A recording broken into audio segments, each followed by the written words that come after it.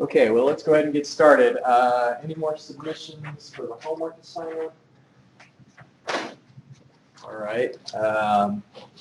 I've started looking at the projects, and the ones I've graded so far are fantastic. I hope to have all of them finished by Wednesday so that I can return them to you then. On Wednesday, you're going to be submitting homework 11, which is hydraulic jumps. And then the next assignment, which is related to gradually varying flow out of Chapter 14, that's going to be due Monday. Sorry that it's not on the slides there, but it's Monday. And it includes a problem that uses Darwin Designer. And Darwin Designer is the automated optimization feature of water gems. A student in the other class, Leland Johnson, has recorded a demo that illustrates how to use Darwin Designer, basically where the controls are for it. And what you'll be doing is you'll be telling water gems what the price of different pipes are, and then it will go and run 100 or 200 different iterations and try and find, for a variety of different pipe sizes, which one of them is the most cost-effective at satisfying the objectives that you've set. So I'll email you a link to that video recording just after class is finished. I'll send you that link. So, any questions related to the announcements? Today we're going to be talking about gradually varying flow. And gradually varying flow can occur when water is flowing in response to man-made hydraulic structure. So that could be a gate, so water flowing under a gate, or water flowing over a weir, or through a dam. Any of those things can cause a gradual variation in flow, and natural systems can also cause gradually varying flow. It may be the drop that's shown here, and the flow that approaches that drop is being drawn down because of the flow over the side of the rock. It might be that a change in channel slope causes a gradual variation in flow depth, or it could be obstructions in the channel that's causing pooling. And so the methods that we'll be talking about over the next several class periods allow us to answer a very important question, and that is, what is the flow depth as you move downstream? So we're going to be trying to find how deep is the water in response to this gradually varying flow. Now keep in mind that as the depth changes, so does velocity, and we're going to be assuming a hydrostatic pressure distribution. In spite of the fact that water is moving and conditions are dynamic, we'll still assume that hydrostatic pressure is what describes the pressure with depth relationship.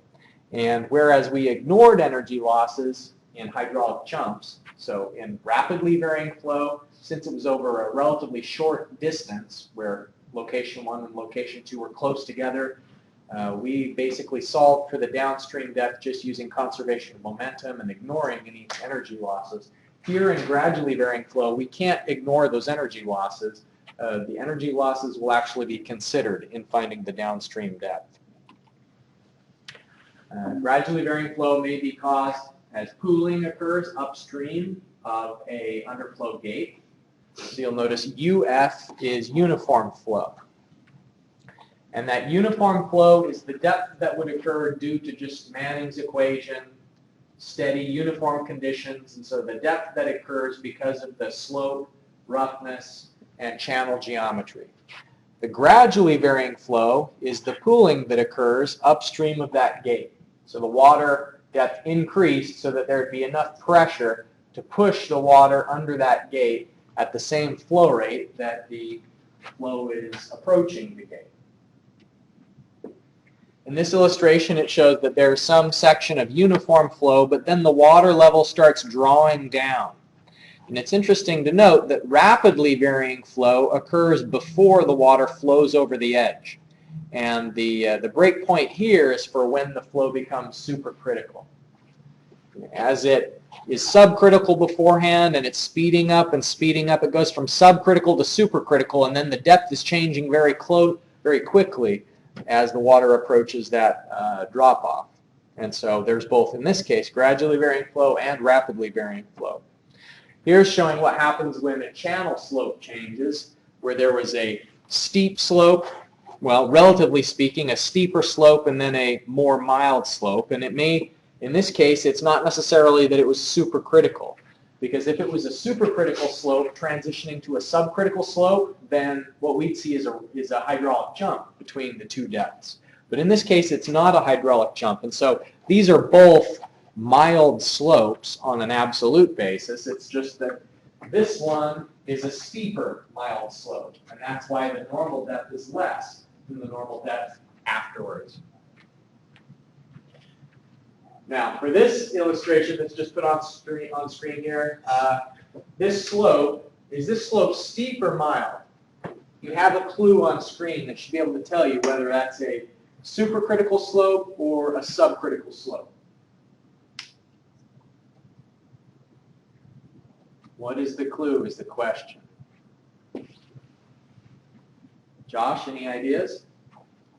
Is this slope supercritical or subcritical, or you're not sure? I'm thinking supercritical, but I'm not sure. It is supercritical. And what gave you that hint? Maybe just the fact that I'm bringing it up? Okay. Yes. All right. John, any ideas? There's no hydraulic jump. Yeah, ordinarily when we come out of the gate, it would have to go from supercritical to a hydraulic jump. And so in this case, it's just transitioning from its supercritical underflow conditions back to its normal depth. So this slope does sustain supercritical flow. But it's gradually varying conditions as that water depth is changing until it reestablishes normal flow. And so this is non-uniform. This is where it's uniform and the flow depth is just governed by Manning's equation once it gets past a certain point. There are a few assumptions that are behind the method we're going to use in solving gradually varying flow. And today I'm not actually going to tell you what equation or what process to use to find the downstream depth. All you're going to learn today is how to diagnose if it's getting deeper or shallower downstream. So what the actual depth is, that's actually pretty hard. But it's not so bad to find out if it's getting deeper or shallower. So let's go back to this previous illustration. What you're going to be able to know today is here you can see that in the gradually varying flow it's getting deeper. That's obvious, right? The water's pooling. Here, the gradually varying flow is getting shallower relative to the channel bottom. Here you can see it's getting deeper. And so the approach you're going to learn today is to know for a certain point whether the water level is getting deeper or shallower, but not necessarily what is the depth some distance away from the point of interest. Okay, so with that said, these are the assumptions we're going to use as we apply the methods that allow us to find downstream depths. First of all, a prismatic channel means that the channel is relatively uniform in its shape, so it maybe is trapezoidal. We could draw the mirror image of that, or it's rectangular. We can do gradually varying flow for a rectangular channel, but we wouldn't have an irregular channel. Our methods are not going to allow us to find out what would be the water depth in an irregular channel. Steady flow means that although we are considering non-uniform conditions, water depth and velocity, the conditions are changing with respect to position, but we're assuming that they're steady state. So steady flow means conditions are not varying over time. The bed slope's relatively small, and the reason why we make that assumption, and it's a good one, it's not a bad assumption, is that for water flowing downhill, remember there's some small difference between this and that. So this depth is the depth perpendicular to flow, whereas this is the vertical depth. As long as the slope is 10% or less, those two depths are essentially equal. Good enough. Good enough for what we're going to be doing. Okay, assumption 4 is probably the biggest weakness in our method. Uniform velocity distribution says that in the channel, the velocity of the water at the bottom of the channel is the same as the velocity at the top. We faced the same problem when we were solving hydraulic jumps. And it's a problem because we know that's simply not true. We know that at the bottom of the channel, where the no-slip condition exists, This is where the resistance to flow is at the bottom of the channel. The velocity is going to be lower than at the top where you're further away from resistance. But unfortunately, for a one-dimensional model like we're solving, we're only able to know how depth and velocity, all these hydraulic parameters vary in the direction of flow. That's our one dimension. This is called a one-dimensional model that we're learning, and our one dimension is in the direction of flow. Our model is not going to have any intelligence about up and down, how the velocity may change. To do that, we'd need to have a two-dimensional model or a three-dimensional model. And those are really very, very hard.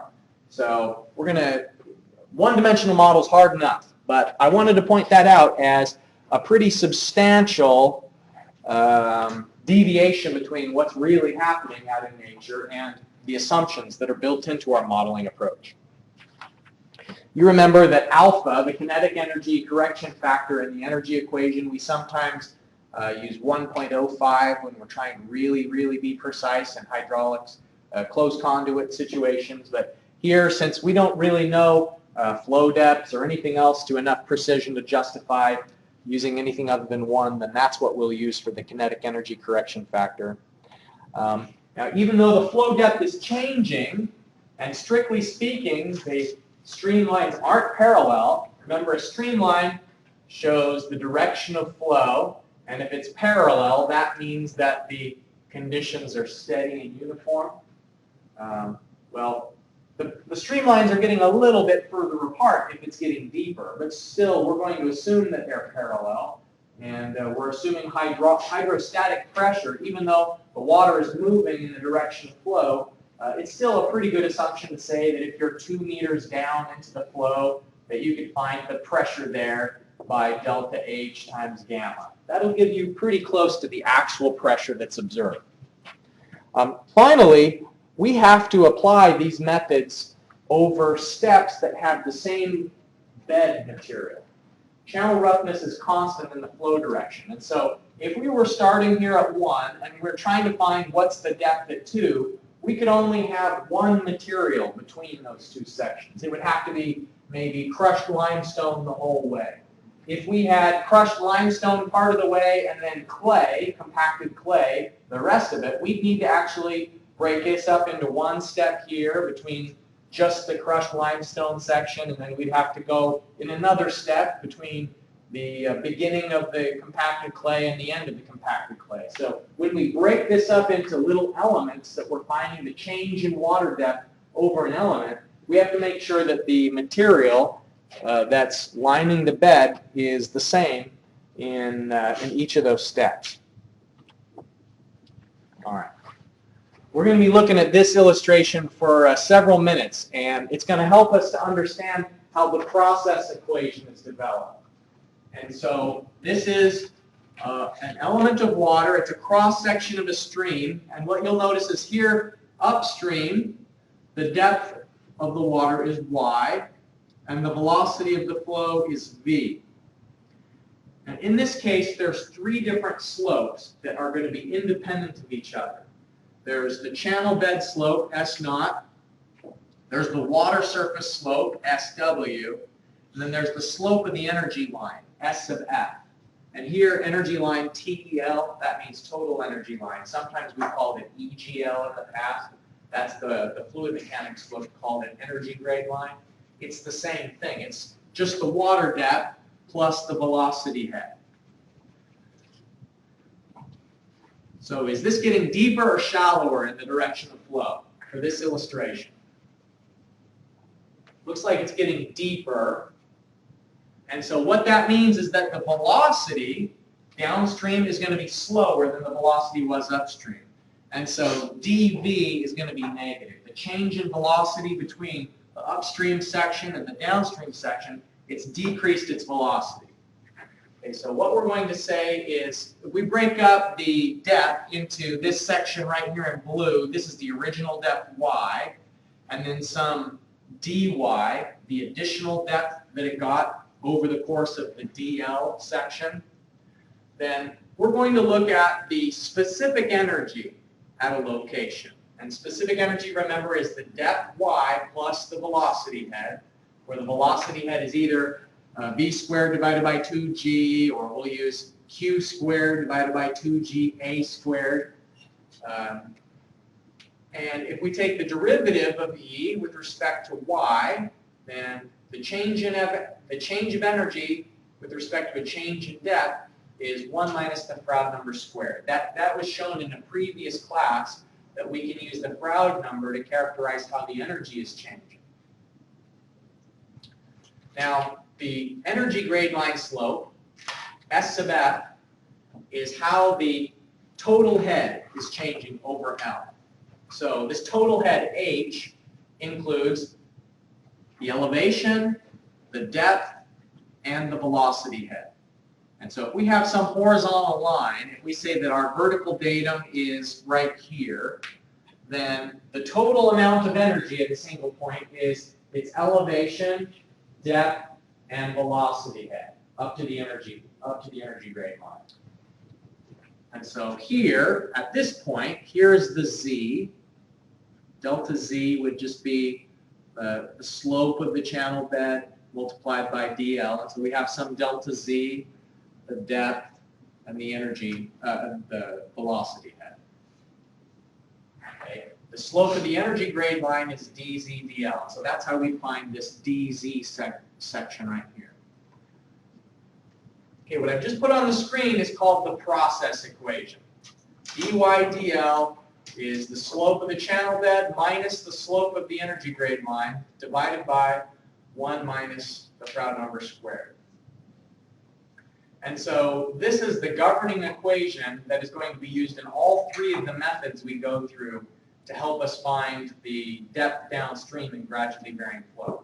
And what in words, the textbook says this is the rate of variation of depth of flow, with respect to distance along the direction of the flow, along the flow direction. And we can only apply this at a single point. And to make that clear, let me just show an illustration of a curved water surface.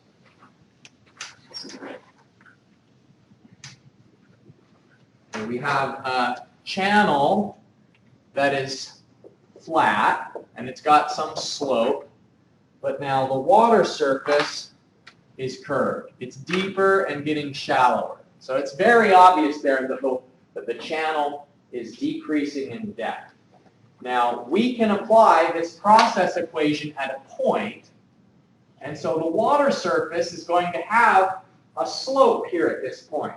Well, what would happen if we tried to use the slope of this water surface to predict what the depth is downstream? If we just extrapolated that slope out between 1 and 2. If we were interested in trying to find how deep is it here.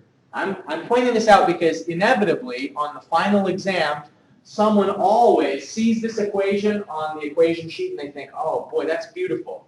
I'm going to find the downstream slope, the downstream depth, but I'll just multiply, I'll use this as the distance downstream, and I'll put in the slope of the energy grade line, the channel slope, calculate a Froude number, and what they end up doing on accident, not really thinking about it, is they say, well, I've got a slope, and so this is what must be the depth at 2.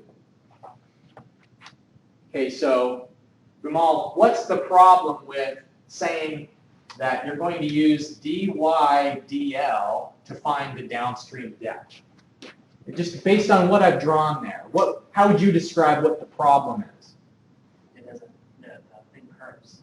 Okay, the water surface is curved. The slope is changing. The slope isn't constant. The water surface slope keeps changing in the direction of flow.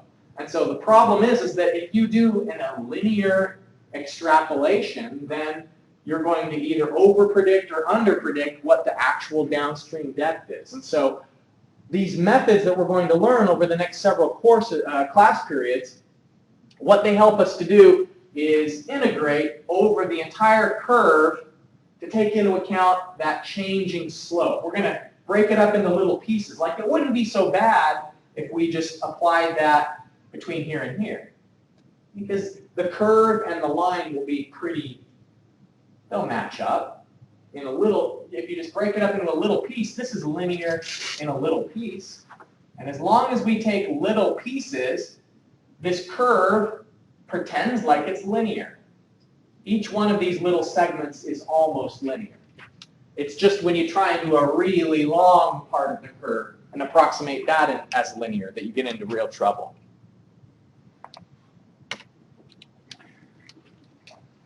Here's the relationship between the water surface slope, the channel slope, and the rate of variation of flow depth with respect to distance. Now, to illustrate what this means, let me put the following on the board. And this is important, so I'd suggest you copy this down into your notes. Let's say, for example, that we have a channel slope that is negative 0.01. And you'll notice that I'm actually putting the negative sign into the slope. Till now, we've just assumed that, a slope of 1%, well, of course, that's downhill. It's gone without saying that the slopes were negative. But for this illustration, I'm going to be very explicit about the downhill nature of the slope. Okay, so here's the water surface, and the water surface slope at this point, S sub W is negative 0.005. Okay? Now we can see that it is deeper downstream. We can just visually tell it's deeper downstream. All right, so let's apply that equation that was just put on the screen there. We've got dy divided by dl is going to be SW minus S naught. So that is negative 0.005 minus negative 0.01. And so that is 0.005. That's positive. And so a positive dy dl means it's getting deeper downstream.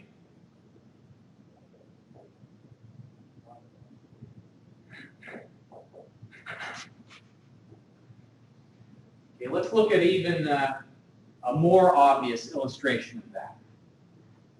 If we've got a downhill slope,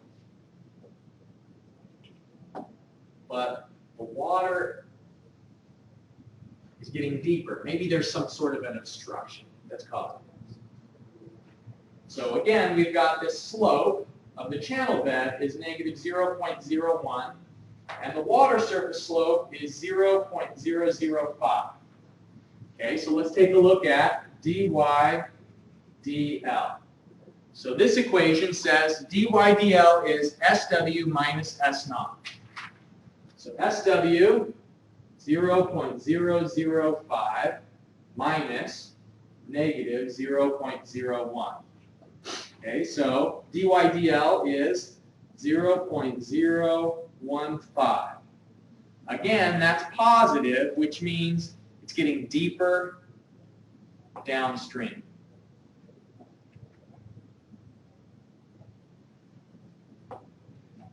One final illustration of this.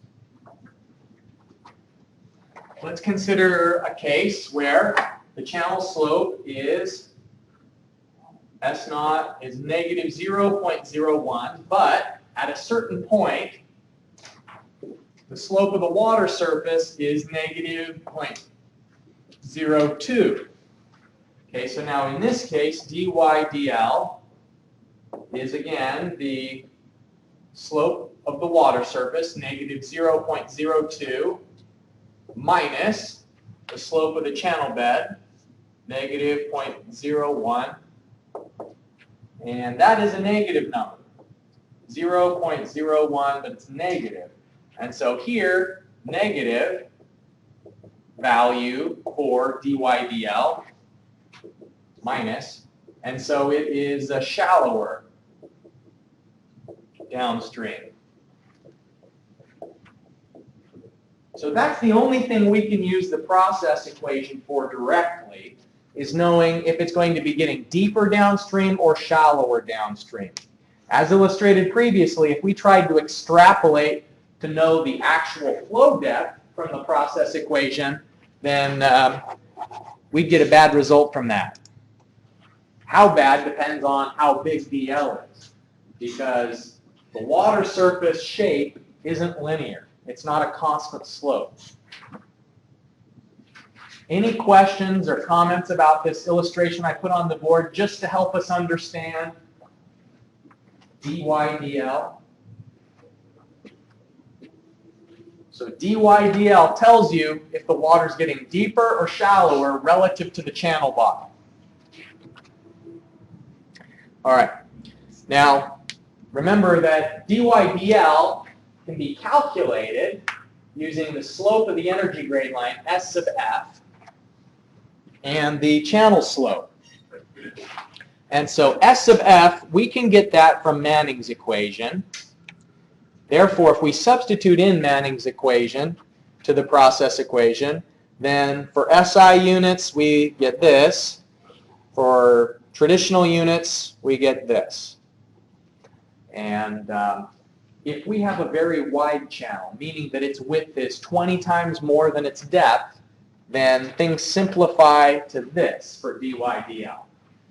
If we know the critical depth and the normal depth and then the depth at any particular location that we're interested in, we can, along with the channel slope, know dy dl. And so we can use this to know if the water slope, if the water is getting deeper or shallower downstream.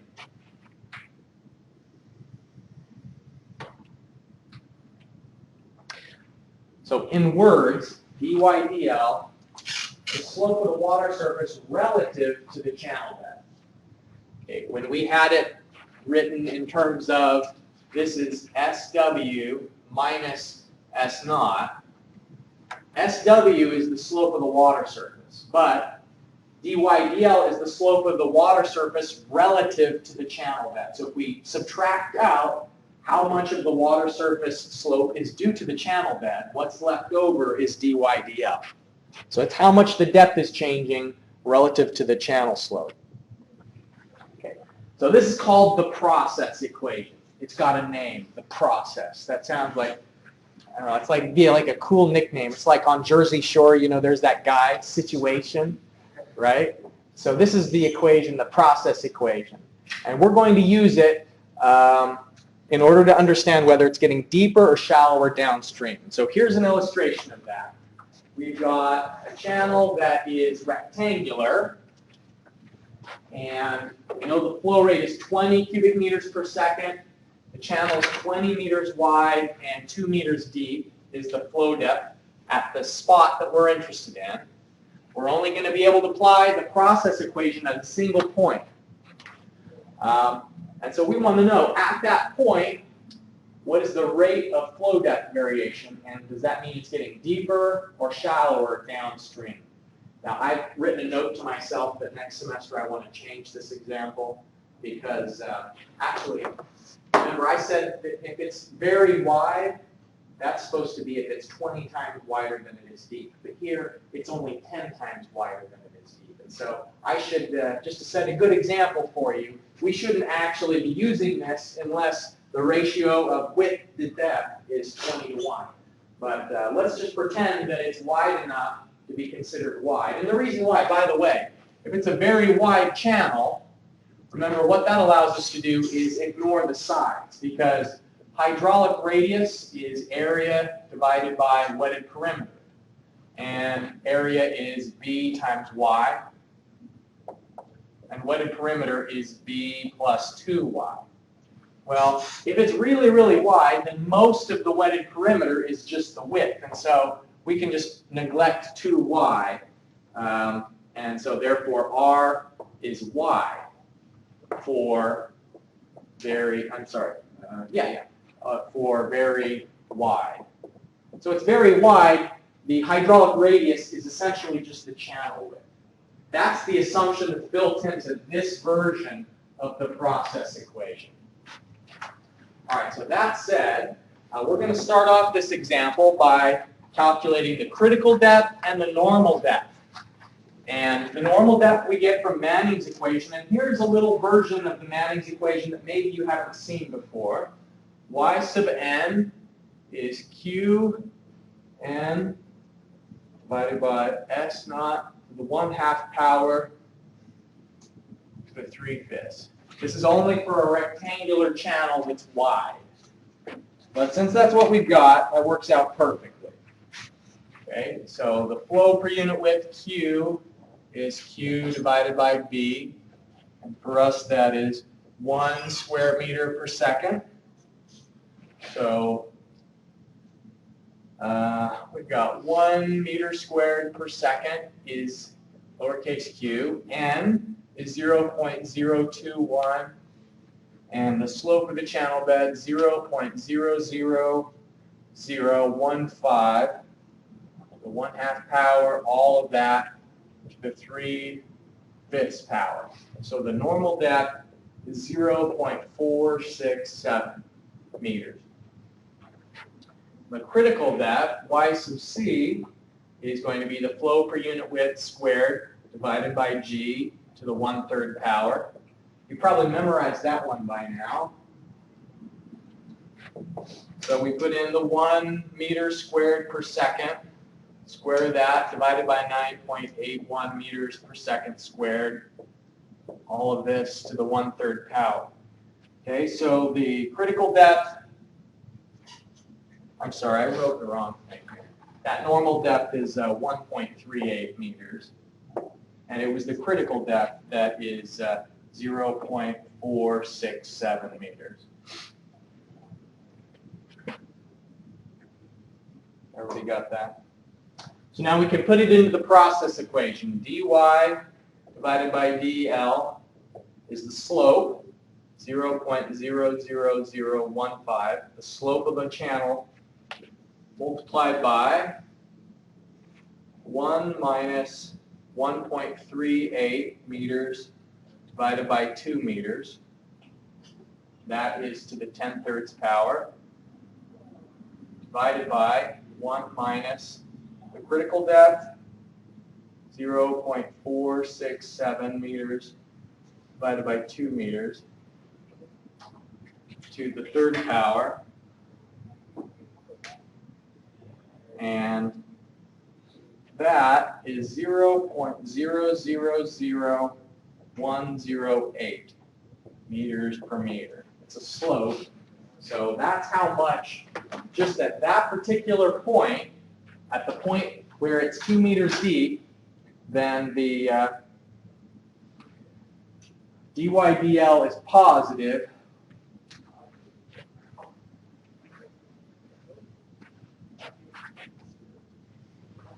And where it's positive, and that tells us that the flow depth is going to be getting deeper downstream. Getting deeper downstream.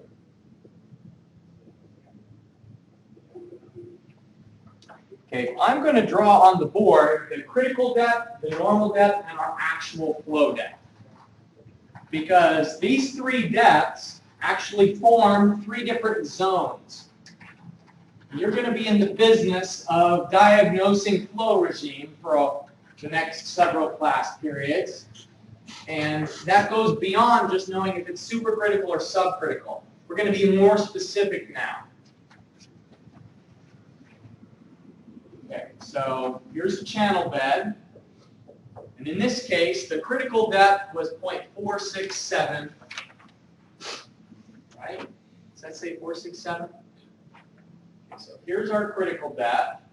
Y sub c was 0.467 meters. And then we had the normal depth would be y sub n is 1.38. Normal depth is up to here, this dashed line. But then the actual water depth was all the way up here. The water depth, y, was 2 meters. So there's 3 zones. Zone 1, Zone 2, Zone 3.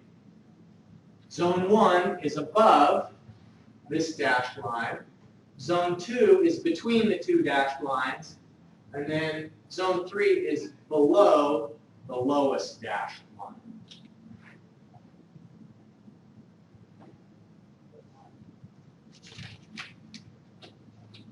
This is what's called an M1. M1. M means mild. 1 means that the water depth is in zone 1. This is a mild slope. In other words, subcritical flow. Aaron, how do we know that this is a mild slope just from the depths that are shown here? When we're comparing the normal depth and the critical depth, how do we know what would be a mild slope? What would be the clue for a mild slope? Not sure? Justin, do you know? When we're comparing y sub n and y sub c, which one's deeper for a mild slope?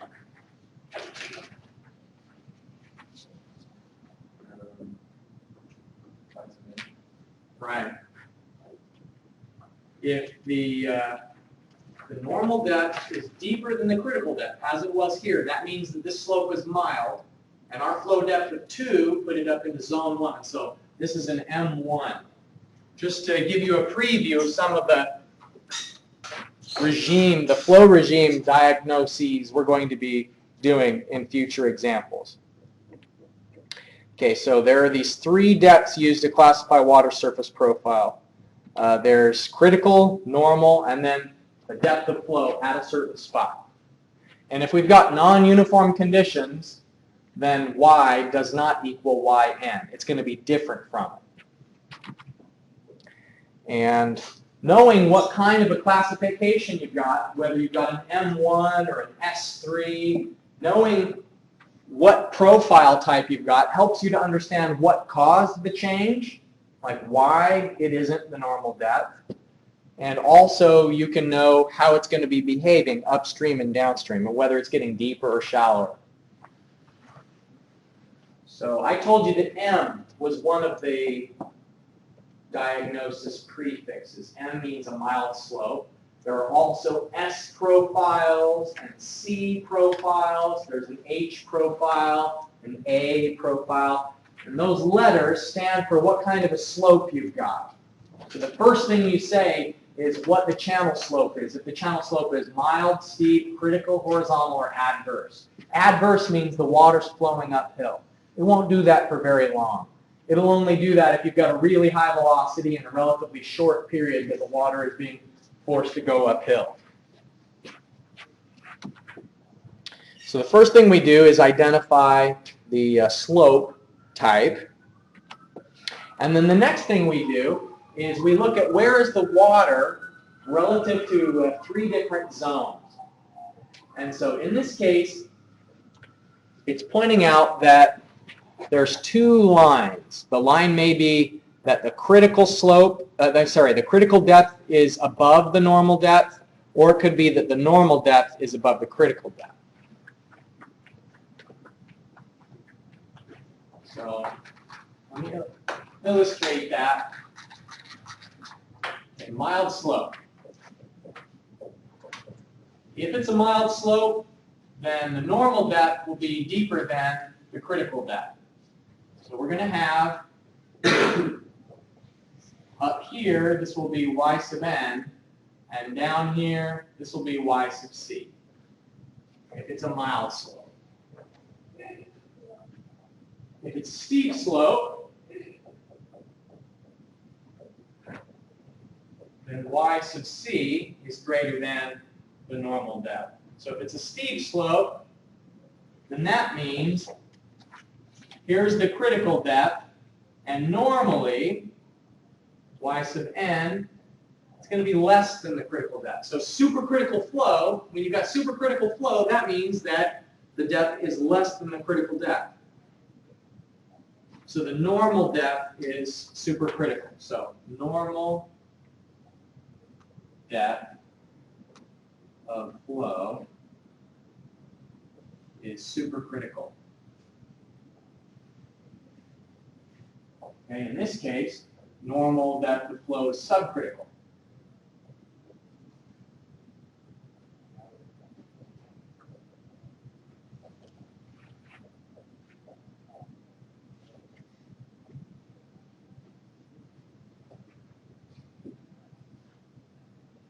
Okay, so now on this illustration, they're pointing out there's two dividing lines above the channel bottom.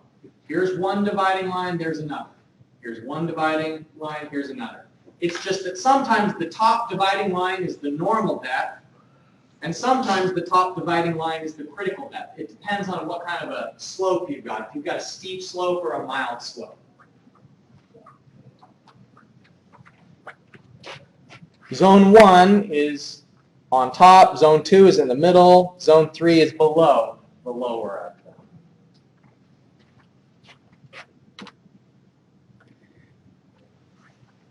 Okay. So if dy/dl is positive, that means you've got a rising curve, the depth is increasing in the direction of flow. In that illustration I put on the board earlier with the 3 different slopes, that showed we had a positive water surface profile, and so it was getting deeper downstream. If dy/dl is negative, then that means the depth is decreasing. If dy/dl is 0, then that means that the water surface slope and the channel slope are equal, and you've got uniform flow, that there is no change in the direction of flow. And then negative infinity would just mean that there's a free overfall, water going over the edge of a cliff. Okay, so here are the illustrations of different profiles. The M1 is a mild slope, and the actual flow depth is above the normal depth. M2 is the depth is decreasing, and so the only way this would happen is if it's approaching the flow over the edge of a cliff. An M3 profile. What do you think might cause an M3 profile? Where you've got a mild slope, but for some reason the water depth is down here in the supercritical area. What would cause an M3 profile?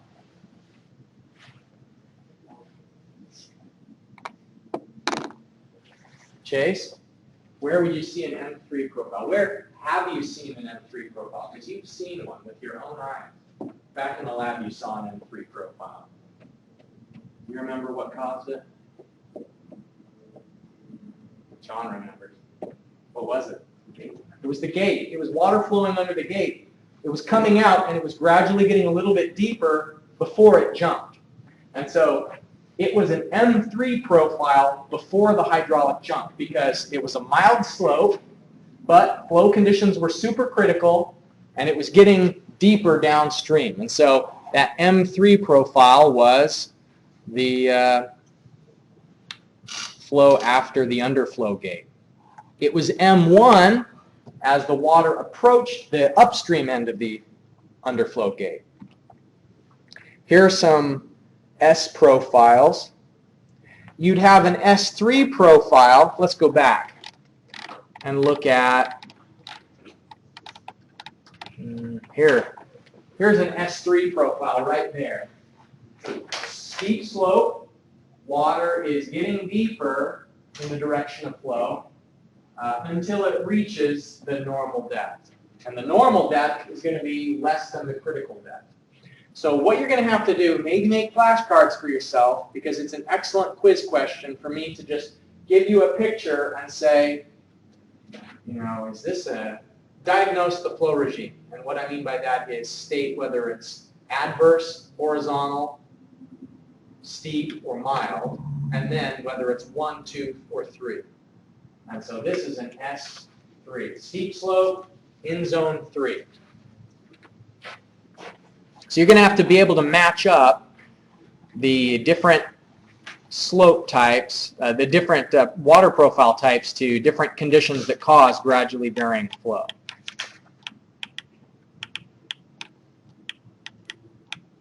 Okay, so we've got S profile. C is where the slope is just critical, and so In this case, the C1 would be that the slope is critical, but there's some sort of an object downstream that's causing cooling, so that's why it's getting deeper.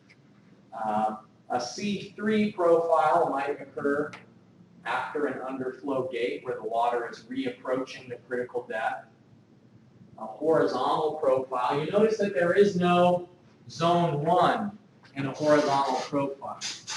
There's no zone 1 because if it's horizontal, there's not going to be a normal depth. There's no such thing as normal depth if you've got no slope. You can't find the normal depth. It's just having greater than the critical depth and less than the critical depth. So we could turn the hydraulic jump, the flume, we could turn it to 0 for the slope, and we'd still see water coming under the gate, and it would be increasing. That would be an H3 profile then, instead of an M3 profile, if we had no slope. Or if water is flowing over the edge of a cliff, but there's no slope, then that's an H2 profile. So that's sort of the direction that we're heading in, is both, for one thing, trying to predict what is the depth downstream, and then for the other, classifying it according to these different codes. All right, so that's it for today. Let's just take one last look at the announcements and remind ourselves that, there we go. I'm going to be sending you an email that has a link to the Darwin Designer demo. That is for homework 12, which is due on Monday, a week from today. But what's due on Wednesday the 17th, that's the hydraulic jump homework. Probably it'll seem real easy to you because you've already done these hydraulic jump calculations for the last demo. If you've got any questions, please feel free to let me know, and I'll see you on Wednesday.